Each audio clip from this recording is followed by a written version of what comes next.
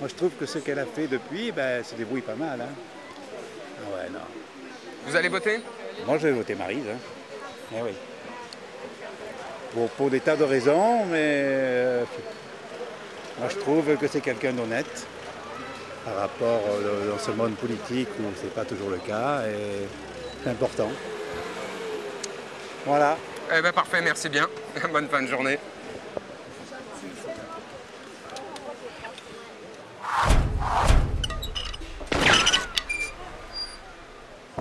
Je vous ai entreaperçu, mais... Bonjour.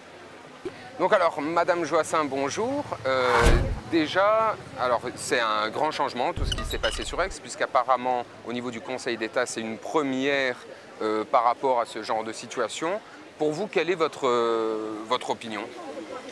Ben, vous la connaissez, hein. Mon opinion, c'est que c'est d'une grande injustice et c'est juridiquement infondé, ce qui fait que je fais les élections maintenant, mais bien évidemment, au mois de septembre, je vais me préoccuper de déclencher une enquête parlementaire et en même temps de proposer des réformes considérant qu'il n'est pas normal que des personnes qui ont eu des fonctions politiques ou qui ont servi des politiques connues puissent être juges dans un contentieux électoral.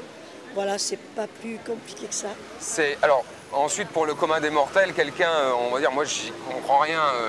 Conseil d'État, constitutionnel, j'ai tendance un peu à tout confondre. Ah, c'est pas la même chose. Est-ce qu'ils sont censés, eux, être au Conseil d'État, être 100% impartial? Quand vous parlez, il ne doit pas y avoir de lien avec la politique. Ça doit être des... Alors, ça devrait. Lorsque vous jugez dans un pays, vous devez être totalement impartial. Si vous êtes impartial, si vous êtes partial, vous ne pouvez pas être juge. Bon, il se trouve que je considère que le fait d'avoir eu des options politiques et des engagements politiques, ça ne vous permet pas, dans la fonction de juger, d'être impartial de la même manière qu'un juge de l'ordre judiciaire. Dans l'ordre judiciaire, on critique, ça ne va pas toujours, on n'est pas toujours d'accord, mais il y a quand même cette règle qui fait que les magistrats ont un certain cursus connu, transparent. Il n'y a pratiquement pas ce que l'on appelle le tour de l'extérieur. Et là où je vais m'impliquer désormais, c'est dans les carrières qui se déroulent au Conseil d'État et les passerelles qu'il peut y avoir entre les conseillers d'État et le monde politique. Aujourd'hui, moi, ce que j'ai l'impression, là, vous sous-entendez que les gens qui sont en ce moment au Conseil d'État, sont contre vous, contre l'UMP, contre... Alors, attendez, non. Puisque... Non, pas de systématisation. Je dis que dans les contentieux électoraux siègent des personnes qui n'ont rien à y faire. D'accord. Voilà. Ah, c'est plus clair pour moi. C'est clair, hein, voilà. C'est nettement plus clair pour moi. Voilà. Alors, qu'est-ce que je pourrais vous poser comme question qui puisse... Ah, ben, j'en ai une bonne. Question un peu dérangeante. Hier, on a vu remaniement ministériel avec Nicolas Sarkozy, etc. Et il prône, en tout cas c'est ce que j'ai lu, on sait qu'il y a beaucoup entre guillemets, de conneries qui peuvent être écrites, mais il demande à ses nouveaux ministres beaucoup plus d'audace. À côté de ça, j'ai trouvé que ce que Stéphane Salor a fait, il fallait être sacrément audacieux. Vous en pensez quoi? Je ne pense rien de M. Salor. Non, pas de lui. Je parle de... Est-ce que c'est audacieux d'avoir fait ce qu'il a fait ou pas du tout? Pas du tout. C'est infondé, c'est... Pas du tout. C'est rien du tout. Audacieux en quoi? C'est de la haine?